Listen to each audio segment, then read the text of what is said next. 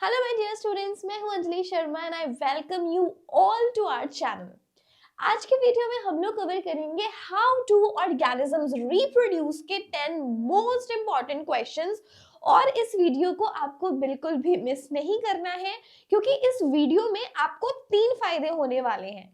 एक, यहाँ से आपको किस तरह के प्रीवियस ईयर क्वेश्चंस आए हैं वो तो पता चलेगा ही, लेकिन साथ ही में आपको आइडिया हो जाएगा कि उन क्वेश्चंस के आंसर्स हम लोगों को कैसे लिखने हैं, सो दैट जो हमारा स्कोर है एग्जाम्स में वो बहुत ही अच्छे तरीके से एनहांस हो जाए। तो ये 2 फायदे कि क्वेश्चन कौन से हैं और आंसर कैसे लिखने हैं। और सबसे बड़ी बात, जो तीसरा बेनिफिट है वो ये है कि ये पूरा वीडियो आपको इस चैप्टर का एक बहुत ही अच्छे तरीके से रैपिड रिवीजन दे देगा। तो मतलब ये जो वीडियो है इससे तो मिस बिल्कुल ही नहीं करना है, बिल्कुल लास्ट तक देखना है। आपने स्क्रीनशॉट्स ले लेने हैं या फिर अपने पास अपना कॉपी और पेन लेकर बैठिए और साथ साथ सभी कुछ नोट करते चलिए और देखना एग्जाम्स में ये आपको कितना बेनिफिट देगा। और इसी वीडियो पर वापस आकर आपने मुझे कमेंट में बताना है कि मैम इस वीडियो ने हमें कितना बेनिफिट दिया। अब ऐसी ही मैं और भी बहुत सारी वीडियोस अपलोड कर चुकी हूँ, उन सभी के लिंक आपको डिस्क्रिप्शन में भी मिल जाएंगे, उन्हें भी देखिए और देखो आप खुद में एक पॉजिटिव चेंज जो है फील करोगे। एग्जाम में बैठ के आपको याद आएगा कि यस, अंजलि मैम ने हमें ये सारी बातें हैं जो बताई थी। तो चलिए जल्दी से स्टार्ट करते हैं हमारा video with our very very very first question and which is very important. और देखो ऐसा ही व्यू आपको मिलेगा आपके सभी क्वेश्चंस में, क्वेश्चन क्या है और उनके आंसर कैसे लिखने हैं। तो चलिए यहाँ पे हमारा फर्स्ट क्वेश्चन है, नेम 3 टेक्निक्स और devices used by human females to avoid pregnancy, mention the side effects caused by each. तो मतलब जो फर्स्ट क्वेश्चन है इटसेल्फ उसके 2 पार्ट्स हैं, जिसमें आपको 3 टेक्निक्स या डिवाइसेस बतानी है जिनको कि ह्यूमन फीमेल्स यूज कर सकती हैं प्रेगनेंसी को अवॉइड करने के लिए। और यहाँ पे साथ साथ जो डिवाइस है उसका हमें साइड इफेक्ट भी बताना है। तो मतलब यहाँ पे डिवाइस बताने के मार्क्स हैं एंड देन उसका साइड इफेक्ट क्या होगा उसके भी मार्क्स रहेंगे। तो यहाँ पे 3 तरीके क्या हो सकते हैं, 1 इज द केमिकल मेथड और we can say the oral pills. ठीक है, ओरल पिल्स में यहाँ पे क्या साइड इफेक्ट क्या देगी, ये साइड इफेक्ट होगा कि यहाँ पे हार्मोनल जो बैलेंस है वो चेंज हो जाता है, बॉडी का हार्मोनल इम्बैलेंस जो है आ जाता है। इसके अलावा यहाँ पे यूज किया जाता है barrier method which is also the loop और we can say the copper T. Copper T में यहाँ पे साइड इफेक्ट्स आते हैं कि जो यूट्रस है उसमें इरिटेशन रहती है।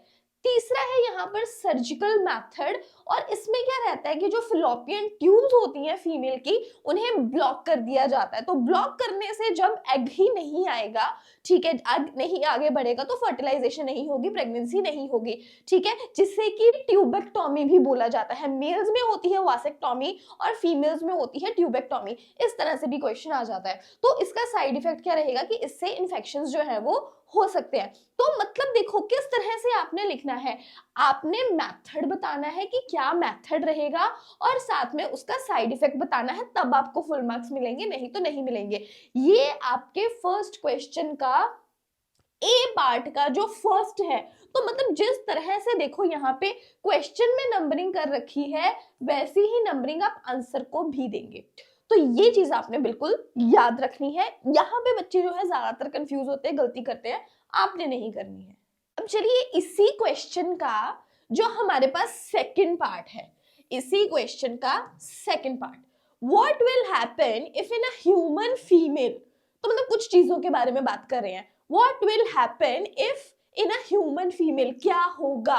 पहली कंडीशन दे रखी है फर्टिलाइजेशन टेक्स प्लेस और दूसरी कंडीशन दे रखी है an egg is not fertilised. तो कहते क्या होगा अगर ह्यूमन फीमेल में फर्टिलाइजेशन हो गई या फिर जो एग है वो फर्टिलाइज नहीं हुआ। तो इसी तरह से आपने यहाँ पे सेकंड पार्ट बना के आपने सबसे पहले ए पार्ट का आंसर देना है कि जो फर्टिलाइज्ड एग है जो कि जाइगोट बनेगा वो इम्प्लांट हो जाएगा इन द लाइनिंग ऑफ यूट्रस और यहाँ पे डिवाइड होना शुरू करेगा और पूरा फीटस का फॉर्मेशन यहाँ से होगा।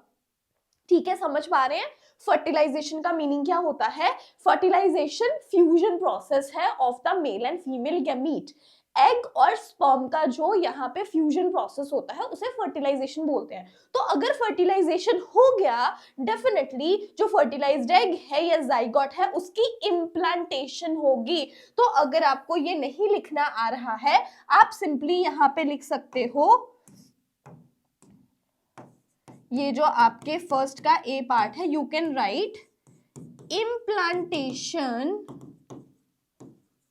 Of zygote will take place, will take place।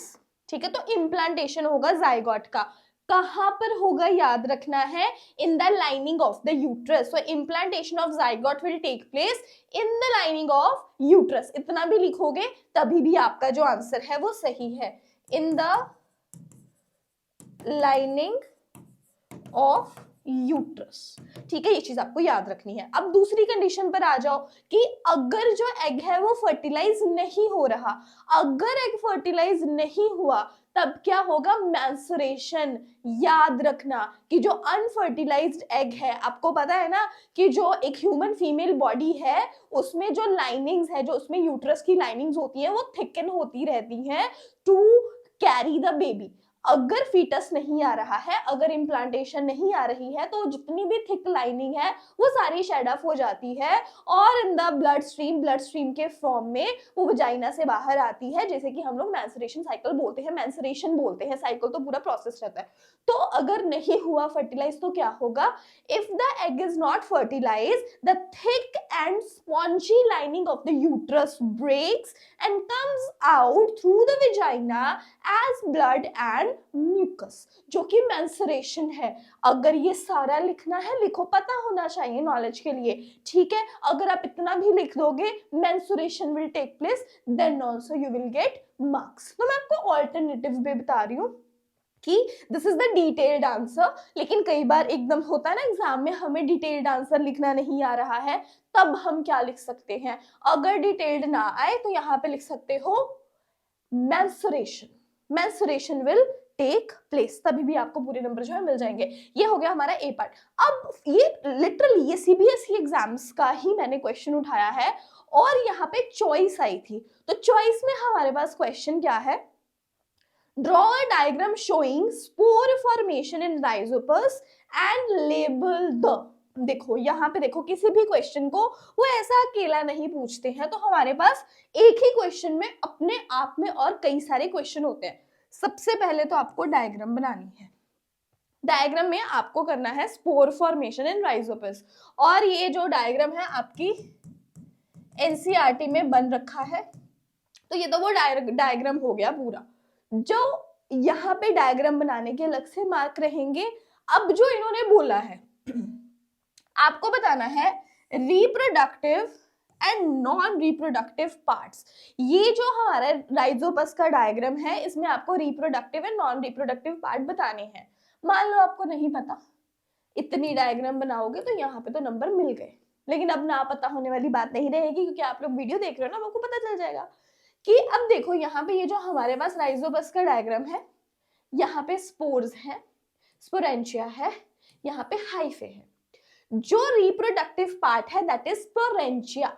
जो स्पोरेंचिया है, दिस इज रिप्रोडक्टिव पार्ट, ये रिप्रोडक्टिव पार्ट है। लेकिन जो इसका नॉन रिप्रोडक्टिव पार्ट है दैट इज द हाइफे। याद रखना है, hyphae is the non reproductive part. इसकी बहुत सारी प्रोनाउंसिएशंस हो सकती हैं आपके हिसाब से, ठीक है, तो इसको आपने याद रखना है। रिप्रोडक्टिव है स्पोरेंचिया और नॉन रिप्रोडक्टिव है हाइफे।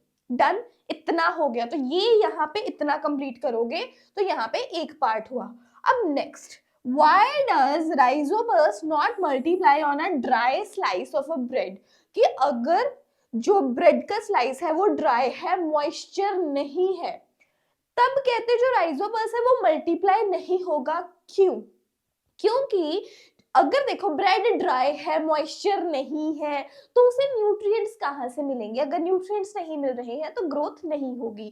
तो आंसर क्या हो गया, dry slice of bread does not provide moisture and nutrients necessary for the germination and multiplication of Rhizopus. वही जो मैंने आपको बताया अभी।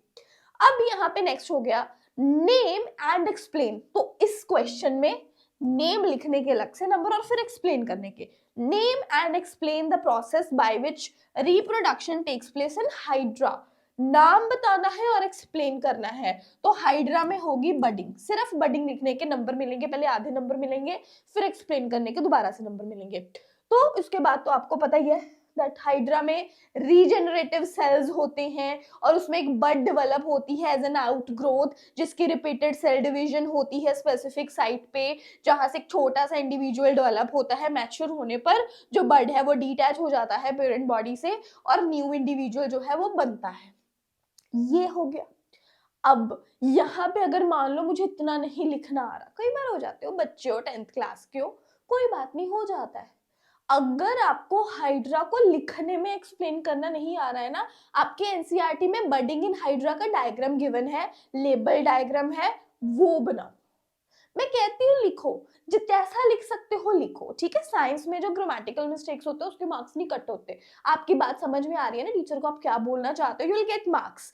अपनी बात को और ज्यादा एनहांस करने के लिए अगर आपको कंफ्यूजन है कि शायद से मेरी बात नहीं मैं समझा पा रहा हूँ, देन ड्रॉ द डायग्राम, फिर डायग्राम बनाओ। तो यहाँ पे अपने आंसर को और ज्यादा इफेक्टिव बनाने के लिए आप बडिंग इन हाइड्रा का डायग्राम भी बना सकते हो। इसके अलावा हमें पता है जो हाइड्रा है वो रीजनरेशन भी करता है, तो आप रीजनरेशन के बेसिस पे भी आंसर लिख सकते हो। तो इसका अल्टरनेटिव आंसर क्या हो सकता है, रीजनरेशन के बेसिस पे, ठीक है। हाइड्रा को अगर हम लोग कट करेंगे बहुत सारे पीसेस में, वो जो पीसेस है दोबारा ग्रो करेंगे सेपरेट इंडिविजुअल्स में, तो रीजनरेशन के बेसिस पे भी आप इसको एक्सप्लेन कर सकते हो। सो यहाँ पे हमारे पास ऑप्शंस है, ठीक है। तो इटसेल्फ देखो फर्स्ट ही क्वेश्चन में कितने सारे कॉन्सेप्ट क्लियर हो गए, हमें टेक्निक्स या डिवाइसेस का पता चल गया, प्रेगनेंसी को अवॉइड करने के लिए उनके साइड इफेक्ट्स पता चले। फिर हमने यहाँ पे फर्टिलाइजेशन यानी कि इम्प्लांटेशन और मेंस्ट्रुएशन की बात करी।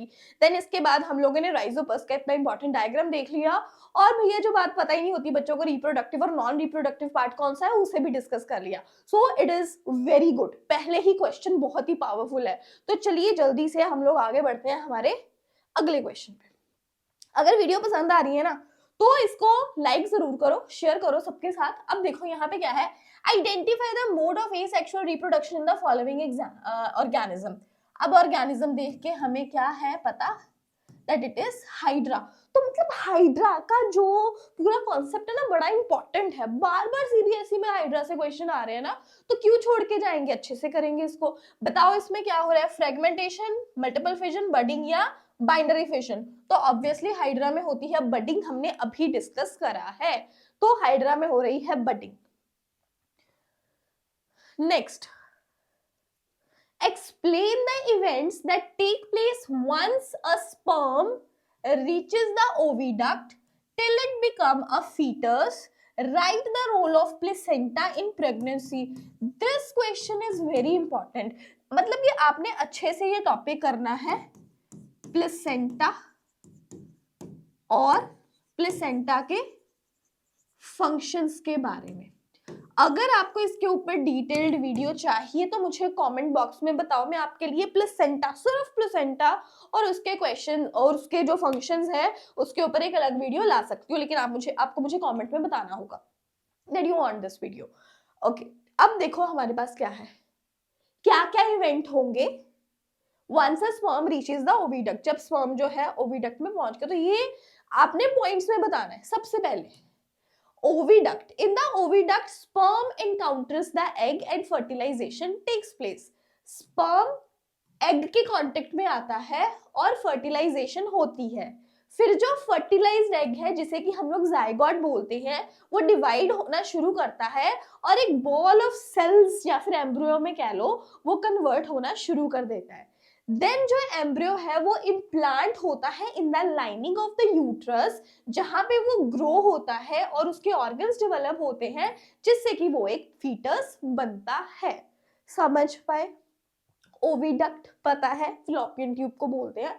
फिलोपियन ट्यूब में ऑलरेडी एग्स मौजूद है, स्पर्म एग्स तक पहुंचेंगे, फ्यूज होंगे, ठीक है, फ्यूजन होगा, फर्टिलाइजेशन होगा। तो जो फर्टिलाइज्ड एग है, फर्टिलाइज्ड एग जिसे कि हम लोग जाइगोट बोलते हैं, वो डिवाइड होता होता होता पहुंचेगा यूट्रस की लाइनिंग तक, जहां पे जाके वो होगा इम्प्लांट। इम्प्लांटेशन हो गई। इम्प्लांटेशन होने के बाद भी उसमें जो डिवीजन है चलती रहती है, वो ग्रो करता है, उसके ऑर्गन्स बनते हैं और वो एक फीटस में कन्वर्ट हो जाता है।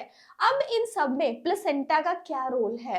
प्लेसेंटा बेसिकली आपने याद रखना है दैट जो फीटस है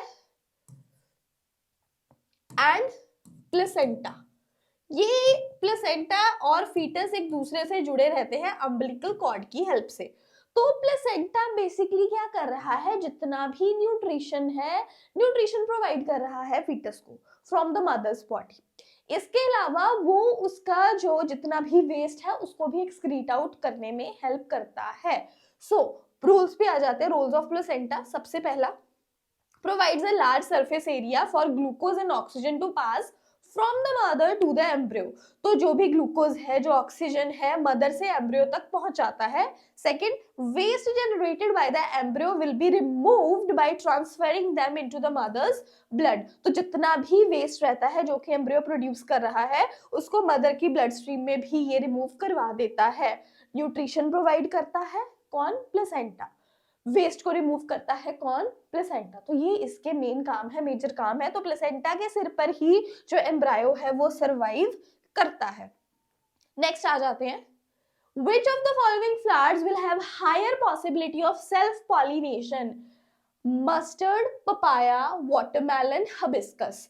इनमें से सबसे ज्यादा पॉसिबिलिटी सेल्फ पॉलिनेशन की किसकी है?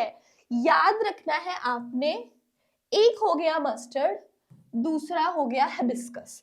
Mustard and hibiscus will have higher possibility of self pollination. क्यों?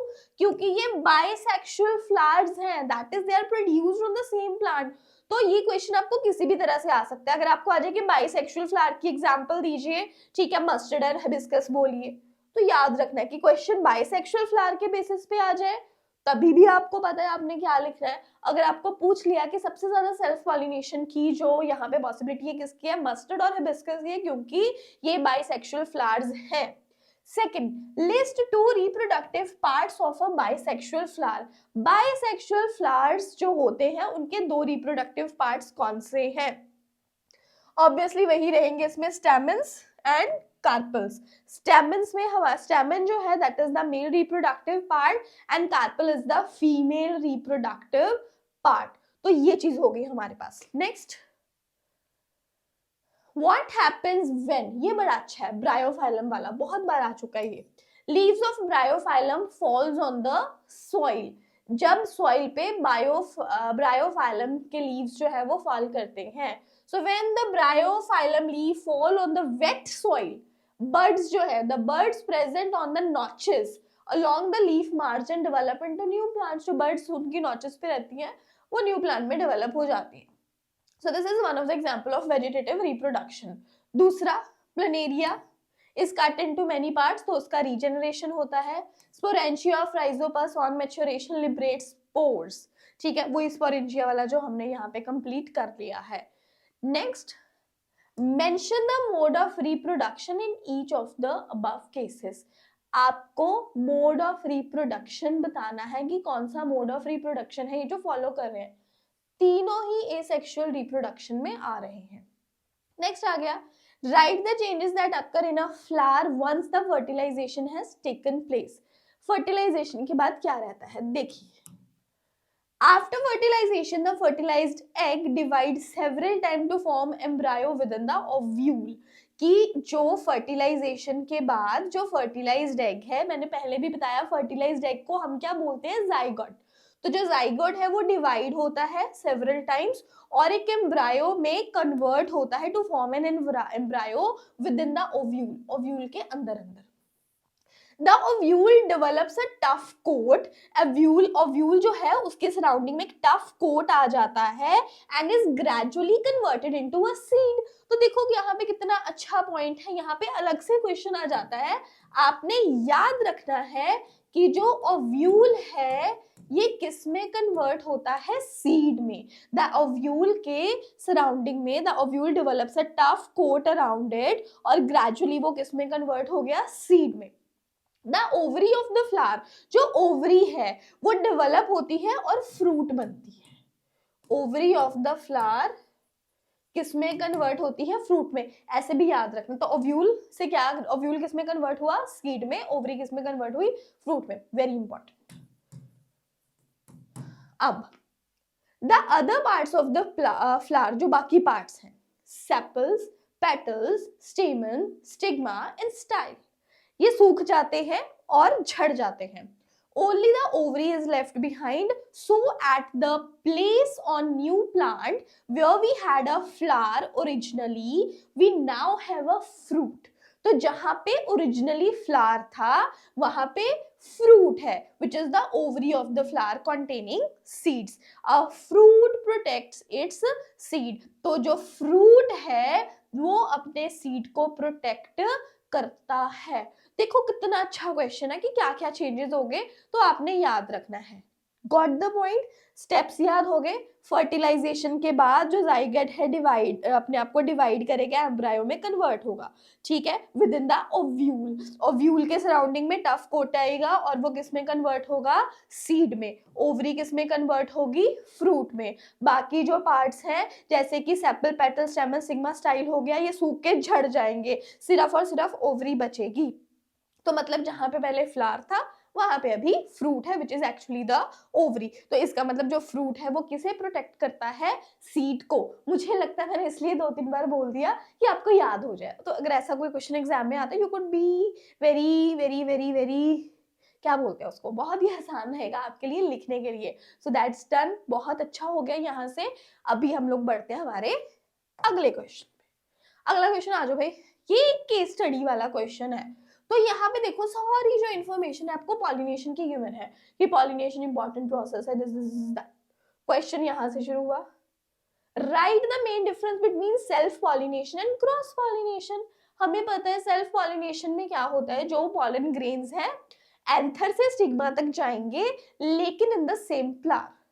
क्रॉस में क्या होगा, जो पॉलन का ट्रांसफर है from the anther of one flower to the stigma of another flower. तो ऐसा लिख सकते हैं। नेक्स्ट, फर्टिलाइजेशन को आपको डिफाइन करना है, सॉरी इसी का B part, name the part, this is very important. Name the part of the flower which attracts insects for pollination. What happens to this part after fertilization? कौन सा part है flower का जो कि इंसेक्ट को attract कर रहा है? पेटल्स, जो पत्तियां हैं, जो पंखुड़ियां हैं, पंखुड़ियां हैं जो वो अट्रैक्ट करती हैं। और जैसे हमने पिछले क्वेश्चन में पढ़ा ही है कि जो ये ऐसे पार्ट्स होते हैं, पेटल, सेपल होते हैं, ये सूखकर झड़ जाते हैं। तो वही है कि फर्टिलाइजेशन के बाद इनके साथ क्या होगा, दे ड्राई एंड फॉल ऑफ, ये सूख जाते हैं और गिर जाते हैं। देन आ गया हमारे पास फर्टिलाइजेशन क्या है and what is the fate of ovule and ovary. देखो मैंने ये चीज आपको बताई ना अभी पीछे कि ओव्यूल किस में कन्वर्ट होगा, सीड में। ओवरी किस में कन्वर्ट होगी, यस किस में कन्वर्ट होगी, कमेंट्स में बताओ ना। ओवरी किस में कन्वर्ट होगी, फ्रूट में। देखो फिर से क्वेश्चन आ रहा है और ये 2024 का क्वेश्चन है, बड़ा अच्छा क्वेश्चन है, याद रखो इस चीज को। और फर्टिलाइजेशन मैंने आपको पहले बताया, फर्टिलाइजेशन क्या है, फ्यूजन। किसका फ्यूजन, मेल और फीमेल गमीट का। क्या करेंगे, फ्यूज करके जाइगोट बनाएंगे, ठीक है। तो ये फ्यूजन हो गया, ओव्यूल सीड में, ओवरी फ्रूट में हो गया भाई क्वेश्चन। देखा मैंने बोला था बहुत अच्छी रिवीजन जाने वाली है आपके इन सभी क्वेश्चन से। अब इसके बाद इसका और मैं आपको चॉइस है। अब देखो ऐसे याद रखना, हम लोग बच्चे ना जो है कंफ्यूज हो जाते हैं। देखो this is the A part, this is the B part, this is the C part. C part में पहला और फिर और लिखा सी पार्ट का दूसरा, मतलब ये सभी क्वेश्चन के साथ चॉइस नहीं है, ये सिर्फ सी पार्ट में है। अगर आपको ये सी पार्ट का इस क्वेश्चन का आंसर आता है तो ये करो, नहीं तो ये कर दो। ए और बी में कोई चॉइस नहीं है, तो ये चीज भी आपको ध्यान से देखनी है। बच्चे कंफ्यूज हो जाते हैं कि इसमें चॉइस है नहीं है, बता दो। तो ऐसे आपने ध्यान से देखना है, अगर सेम पार्ट लिखा है ना तो ये सेम पार्ट की चॉइस है, इन दोनों में चॉइस नहीं है। नेक्स्ट क्वेश्चन क्या आ गया, in a germinating seed which parts are known as future shoot and future root? बड़ा अच्छा है. Mention the functions of cotyledon.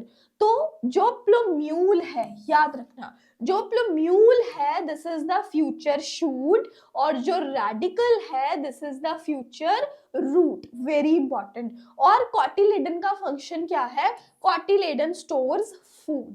और ये आपकी एनसीईआरटी की डायग्राम से क्वेश्चन आया हुआ है, ठीक है, तो वहां पे जो डायग्राम्स है वो भी बड़ी इंपॉर्टेंट है. डन, समझ में आया. ओव्यूल से सीड, ओवरी से fruit, plumule is the future shoot, radicle is the future root, और कॉटिलेडन का काम क्या है? फूड को स्टोर करना. Very good. नेक्स्ट क्वेश्चन पे आ जाओ.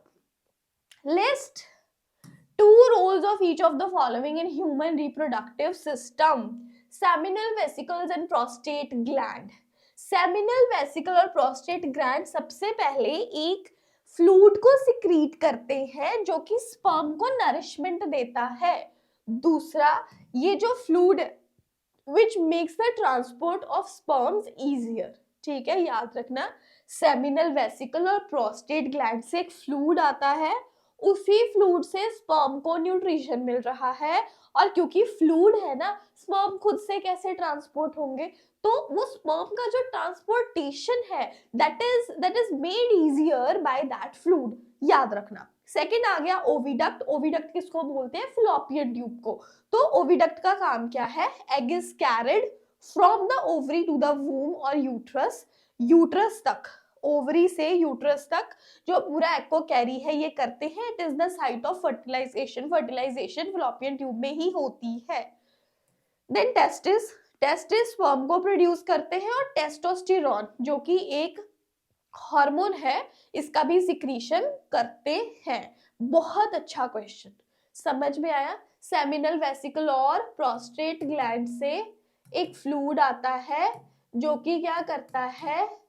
स्पर्म को क्या करता है?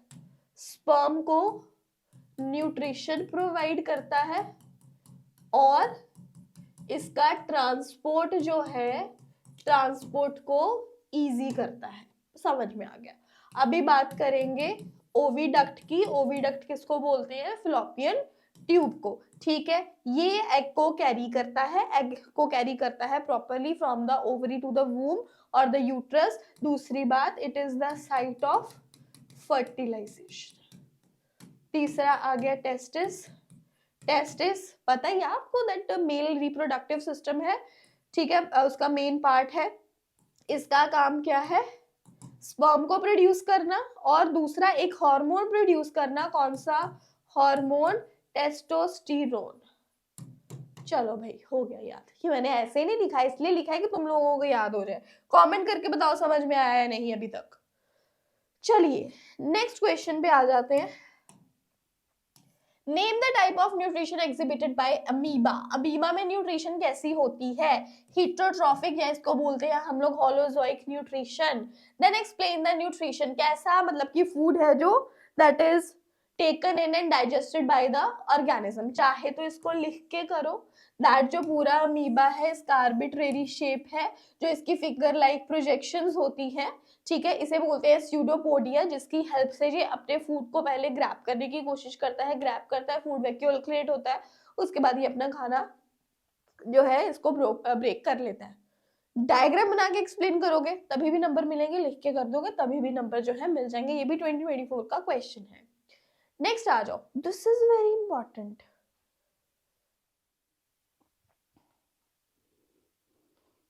अब यहाँ पे बहुत सारे पार्ट्स हैं ना इस क्वेश्चन के, तो हर एक पार्ट को आंसर करेंगे. What are spores? ए का फर्स्ट पार्ट.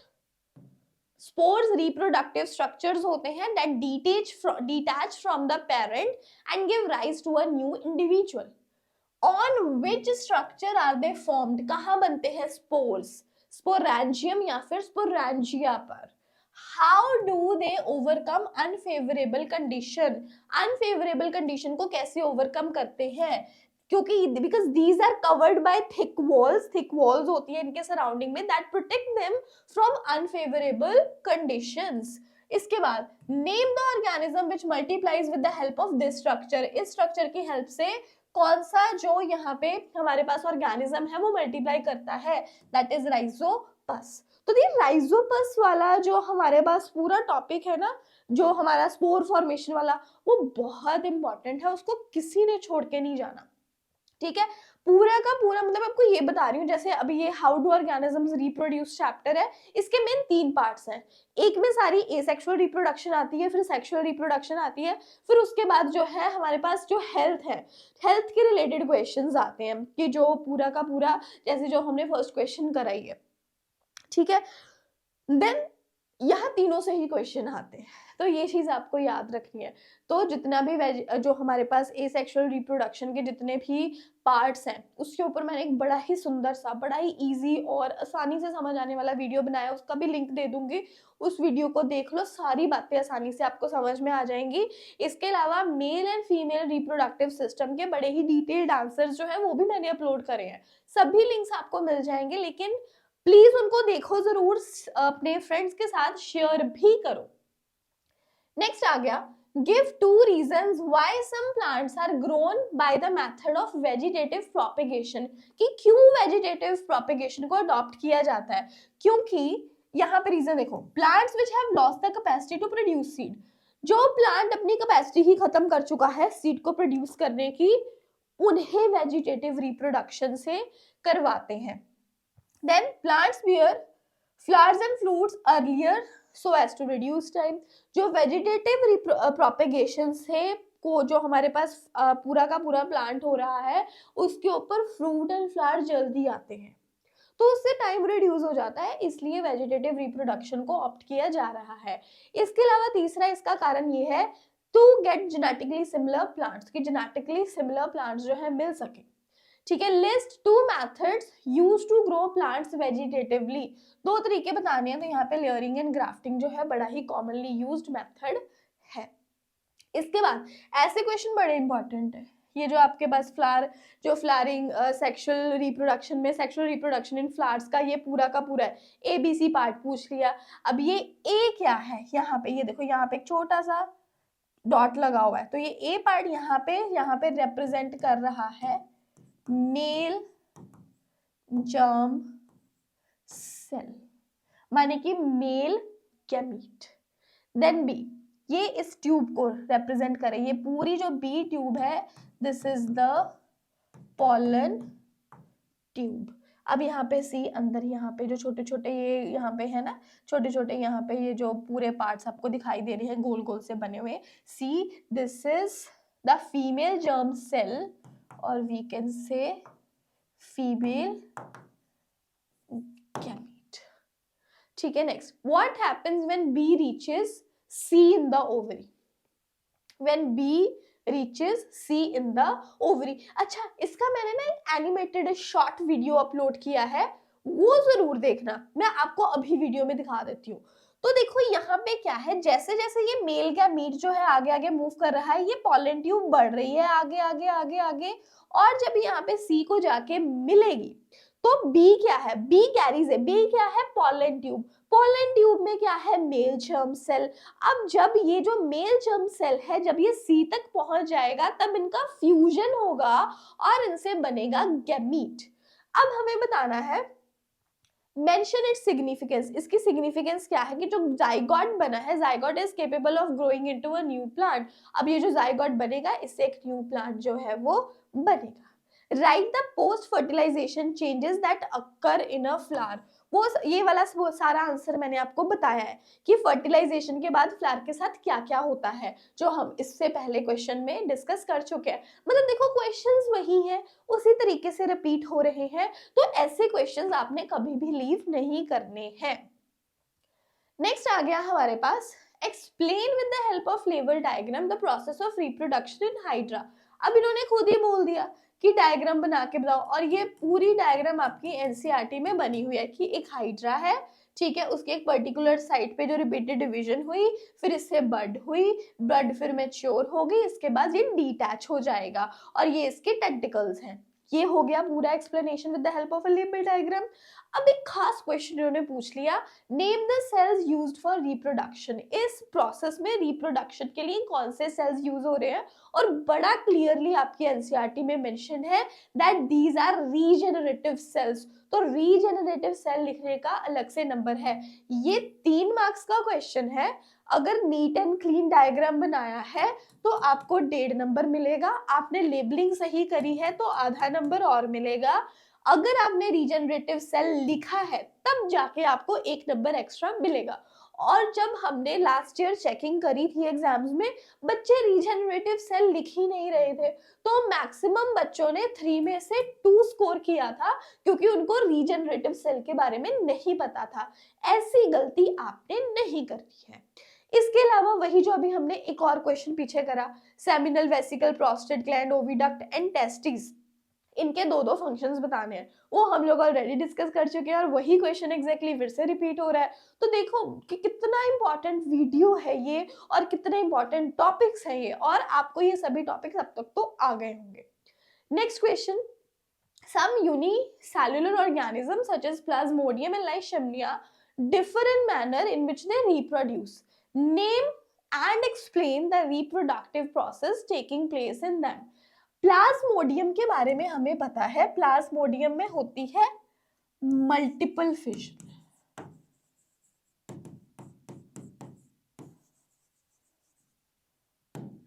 और लाइशेमिया में होती है बाइनरी फिशन। नेम कर दिया, अब इनको एक्सप्लेन करना है आपने। मल्टीपल फिशन में क्या रहता है, आपके पास सिंगल पेरेंट से मल्टीपल डॉटर सेल बनते हैं, जबकि बाइनरी फिशन में आपको एक पेरेंट से सिर्फ 2 ही डॉटर सेल्स जो है मिलेंगे।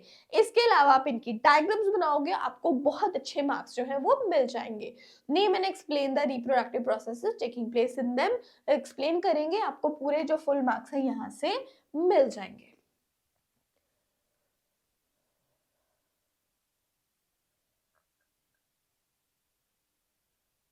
So that was all for today's video. आज के लिए इतना ही। देखो कितने सारे इंपॉर्टेंट क्वेश्चंस हम लोगों ने डिस्कस करे।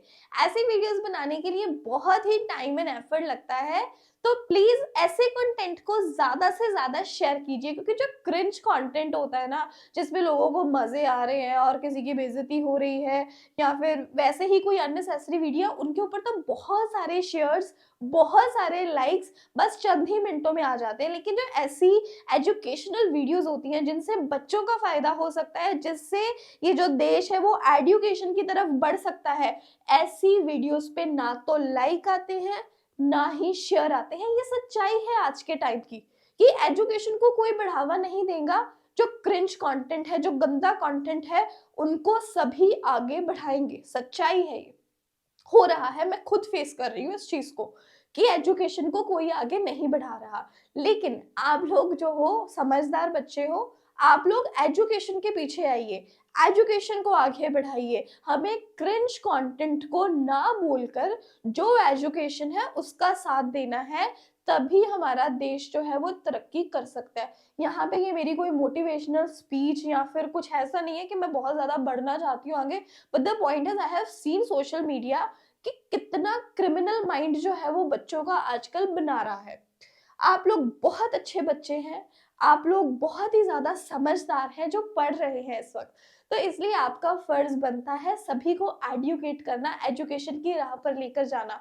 तो आप सभी से मेरी रिक्वेस्ट है कि आप, मैं अपनी बात नहीं कर रही हूँ, मैं ये बोल रही हूँ कि जो एजुकेशनल कंटेंट है उसे ज्यादा से ज्यादा शेयर कीजिए, और जो क्रिंज कंटेंट्स आते हैं उन्हें एक बार ना बोलकर तो देखिए, और देखना फिर यहाँ पे कितना एक पॉजिटिव चेंज जो है हमारी सोसाइटी में हमें दिखाई देगा। तो आज का वीडियो बहुत अच्छा रहा, बहुत ही पावरफुल क्वेश्चंस हम लोगों ने डिस्कस कर लिए हैं। ऐसी ही वीडियो मैं एक और लेकर आने वाली हूँ, एक और नहीं, बहुत सारी वीडियोस आपके लिए और आती रहेंगी। उसके लिए आपको चैनल को सब्सक्राइब करना होगा, शेयर करना होगा, बेल आइकन प्रेस करना होगा, सो दैट जैसे नई वीडियो आए आपको उसका नोटिफिकेशन मिल जाए। तब तक के लिए अपने ख्याल रखिएगा। अभी हम लोग मिलेंगे हमारे अगले वीडियो में।